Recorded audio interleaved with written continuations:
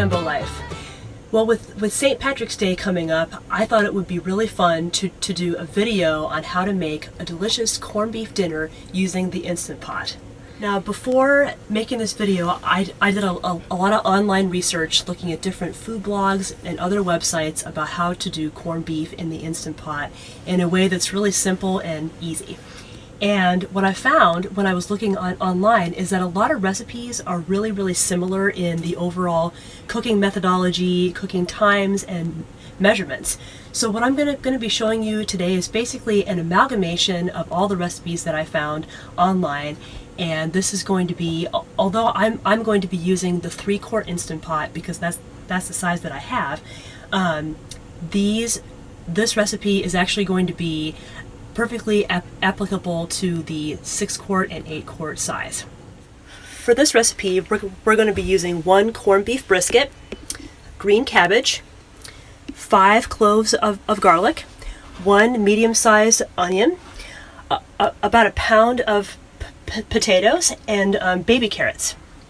So before we get started, let me just talk a little bit about the different cuts of corned beef that you can get at the store.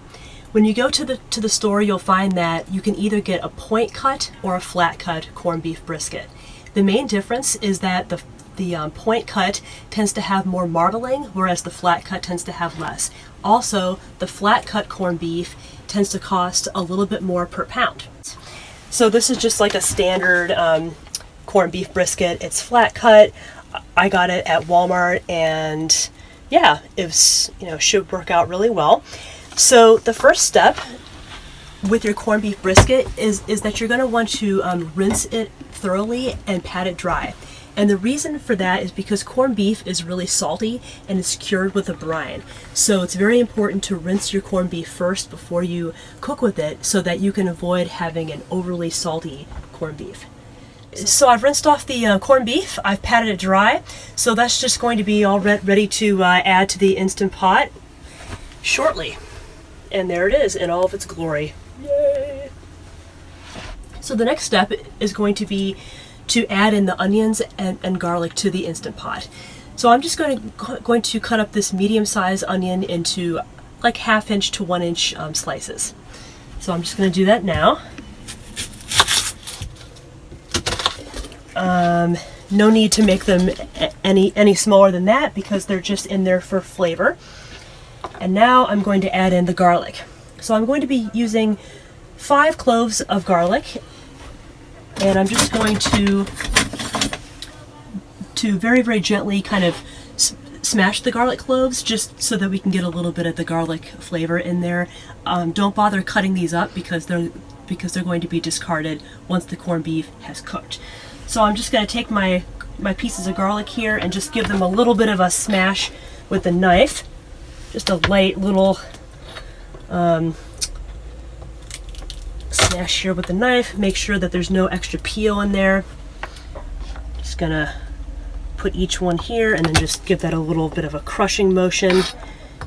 And that way I can remove any extra peel.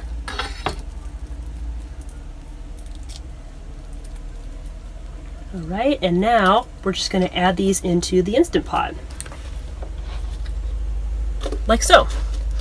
So as you can see, the onions and garlic are in there ready to go. And now we're going to add the corned beef. So it's going to be put with the fatty side down. As you can see, there's definitely a fatty side to the flat cut corned beef. So I'm just going to put the fat side down. Just kind of nestle this in here. It's definitely a little bit large in the 3-quart Instant Pot, but I'm just going to put it right down in there, and now it's going to be time to add in the liquid. So when you're cooking a corned beef in the Instant Pot, it's very important to use enough liquid. The reason for this is because the corned beef is very salty, so it's important to have enough liquid that it'll really draw the salt out of the corned beef as it cooks. A general kind of rule of thumb is that no matter what size of corned beef you have, whether you have a 2.5 pound, a 3.5 pound, or even a 4 pound corned beef, it's good to have about 4 cups of cooking liquid. Most recipes recommend cooking your corned beef using beer. That's entirely optional though. Some people don't like the flavor of it, or they're perhaps gluten-free. So you can either use a gluten-free lager, or you can use beef broth, you can use chicken broth. I've even seen recipes that use half water and half apple juice. So there's lots of different options depending on what you prefer. We're going to be using half Guinness and half water. So now it's time to add the beer. I'm just going to open up this pint can of Guinness. First I'm just going to taste it to make sure it's fresh. It's good. And I'm just going to add the entire can of beer in here. So it's about 2 cups. Just going to add this in here. I've put the pickling spices in here too that come with the corned beef.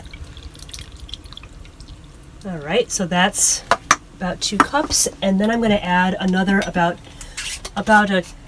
2 cups of water. So I'm just going to actually just quickly measure this. So now it's time to pressure cook our corned beef. The recommended cooking time for about a 3-pound to 3.5-pound corned beef is 85 minutes on high pressure with a quick release. So I'm just going to put the lid on the Instant Pot. Make sure that the sealing knob here is in the sealing mode, not venting. As you can see, I don't know how the light is. You may be able to see here it's on sealing, not venting. So I'm just going to put the lid on. And I'm going to set the pressure mode to, I'm just going to say pressure cook on high, and I'm going to set it to 85 minutes. Let's see, so that's going to be 1 hour and 15 minutes. Right? Or no, 1 hour and 25 minutes. I can do math. Okay, great. So we're all set, and we'll see you in a little bit. Let's just talk about what kind of vegetables to use for our corned beef dinner. Lots of recipes include potatoes, cabbage, and carrots. And for the potatoes, we're going to be using these red Bliss potatoes, which I'm going to cut into quarters. However, you can also use Yukon Gold, you can use russet potatoes, you can use those little fingerling potatoes. Pretty much whatever kind that you like is perfectly fine. Just make sure that they're cut in relatively uniform sized pieces.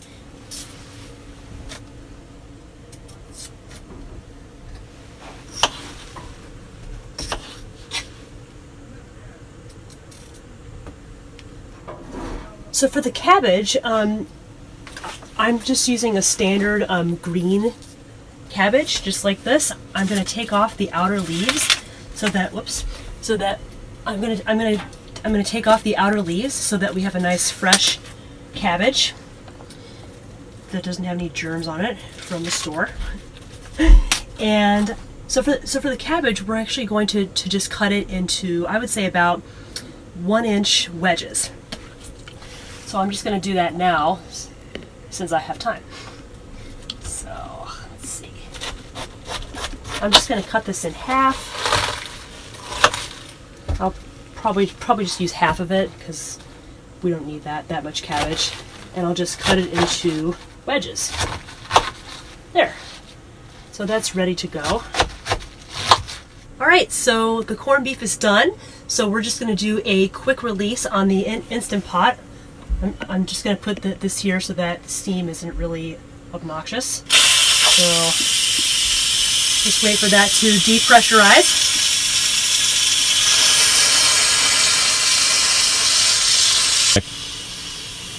This is this long, uncomfortable pause.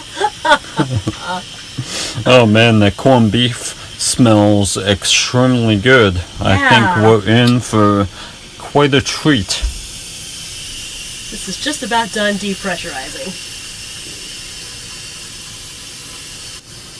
Caught any jokes? No. So two cabbages walk into a bar. Just kidding. Yeah, insert your St. Patrick's Day joke here. Yeah. Okay, ready to remove the lid. Oh, that looks amazing. All right, so now what I'm going to do is take the corned beef out of the Instant Pot.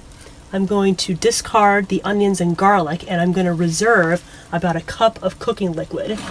So I'm just going to very carefully remove this from the Instant Pot.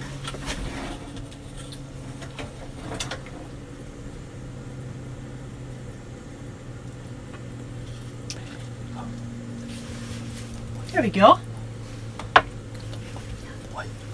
Oh, the light. And here we go. Here's the corned beef. I just took it out of the Instant Pot, and it looks amazing.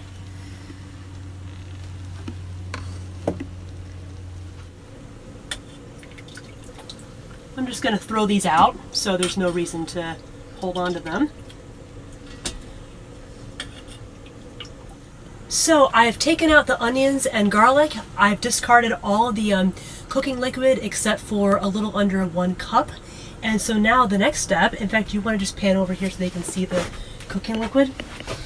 So this is the leftover cooking liquid. As you can see, it's this nice rich broth with loads of flavor in it. And what I'm going to do now is add in our carrots, and potatoes, and cabbage. So I'm just going to eyeball this. I'm just going to put in a few handfuls of each type of vegetable. I've got my baby carrots here. I'll just throw them all in. Why not, right? Carrots. And then I'm going to put in the potatoes, which I've cut up. Dump those in. It's actually going to be probably a little bit too much for this Instant Pot, but I'll see what I can fit.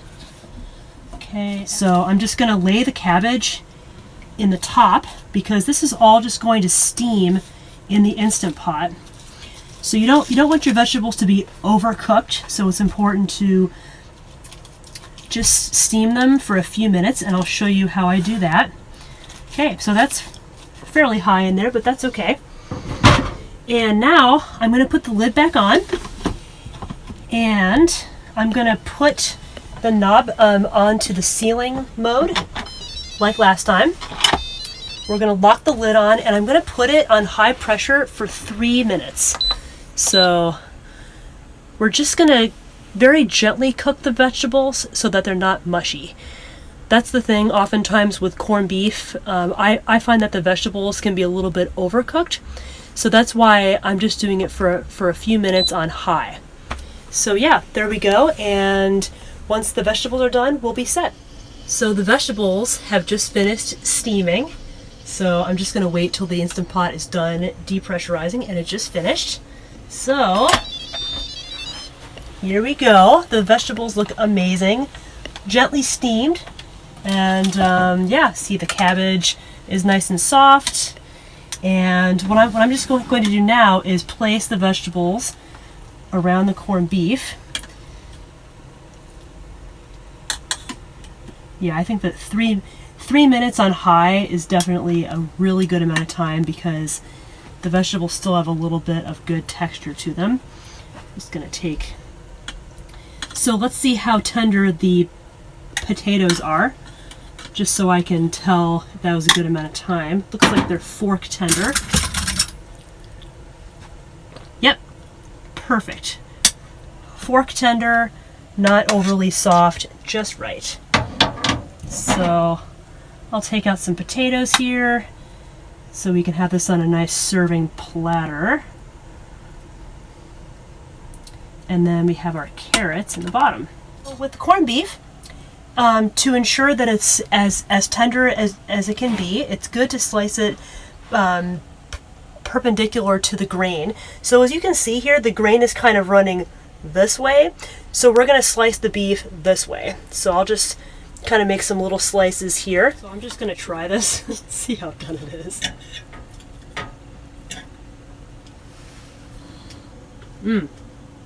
It's good. So thank you so much for joining us for this St. Patrick's Day video.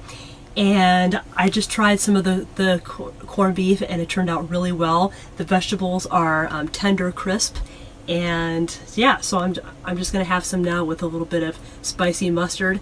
Hope you have a wonderful St. Patrick's Day, and thank you so much for watching this video. Welcome to our channel. Be sure to like and subscribe to be notified of all of our future videos, and have a great day. Bye.